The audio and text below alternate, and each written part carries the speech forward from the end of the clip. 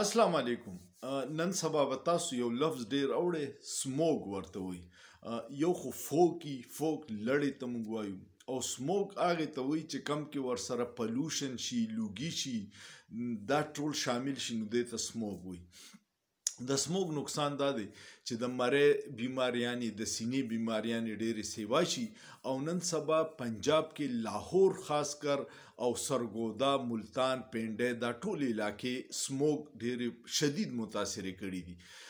د هوا ایر کوالټي انډیکس یو پیمانه ده چې هغې نه سیوا کیږي د هغې ځای هغه هوا کې پلوشن نو بیا خطرناک دی.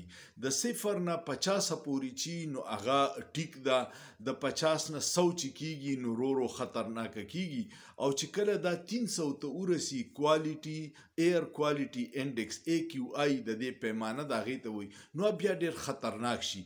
په ملتان کې پرون 1000 ریکارډ شوی دی او په لاهور کې 1212 ریکارډ شوی. دا انتهایی خطرناک ده او یو امریکای تحقیقاتي ادارې ریپورت ورکړی چې کو په لاهور کې په دې حالات کې یو کال پاتې شي نو ژوند کې به د 2 کاله کمې راځي، ځکه ته به زر مرې، بیماریانې به ورته سینې ډېرې زیاتې. د دې وجوهات مختلف دي.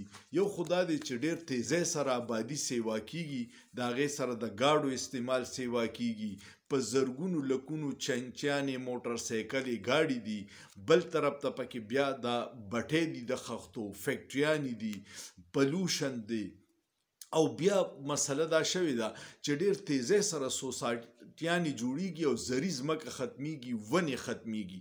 نو دا یې مین وجې دي چې د دغې مخنیوي ونشي او د نوې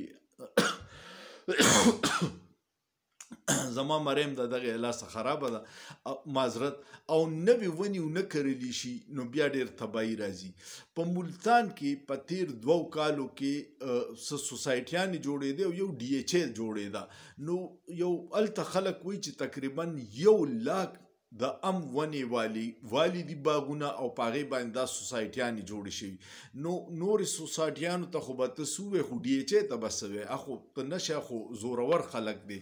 نو اوس دا نقصان دی چې ملتان د اوسېدو نه دی، ځکه چې 1 لاک ونې ته ووایې، یو ونه د 8 نه 10 کالو کې رسي او په والو کې 15 منټه نه لګي. اوس خو هغه الکتریک ارې راغلي په 10 منټه کې هر څه ونې غورځولي.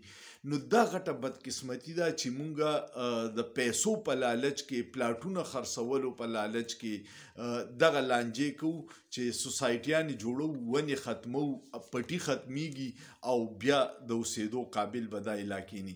ښه بیا چې چا ذمواري ده نو هغه وزیر اعلی د پنجاب ذمواري ده، هغه تللی د خپل د مرۍ علاج له سویټزرلینډ ته، ورسره چې څوک ذموار کس دی هغه چیف سیکرټري پنجاب دی، هغه هم لکه د ذاتي ملازم د هغوی سره تللی دی.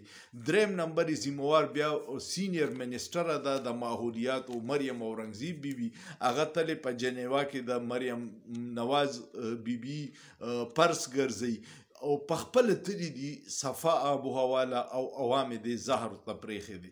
نو چې څو پورې ټوس اقدامات نه شي او دا د یو کال یا د یو ورځ کار نه دی، دا یو لوی پروسس دی چې په پلوشن باندې کنټرول، ونې سیوا کول، سوسایټیانو باندې کنټرول نو هله به کېږي.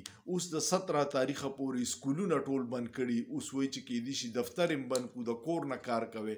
نو سوچ وکړه چې سکولونه بند دي او فیکټریانې بندې شي نو ملک به څنګه چلیږي. خو زمونږ د خلکو، زمونږ د حکمرانانو پرایریټیز دا نه دي، دای پرایریټیز جدا دي، عوام به خپل کار کوي خو چې د هغوی مزې جاري.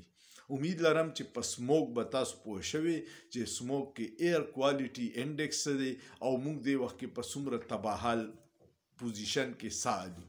کو ویډیو مو خوښه شوه نو کمنټ وکړئ، لایک ورکړئ، شیر یې کړئ او سوچ پې وکړئ، په سوچ کې څه ګناه نشته.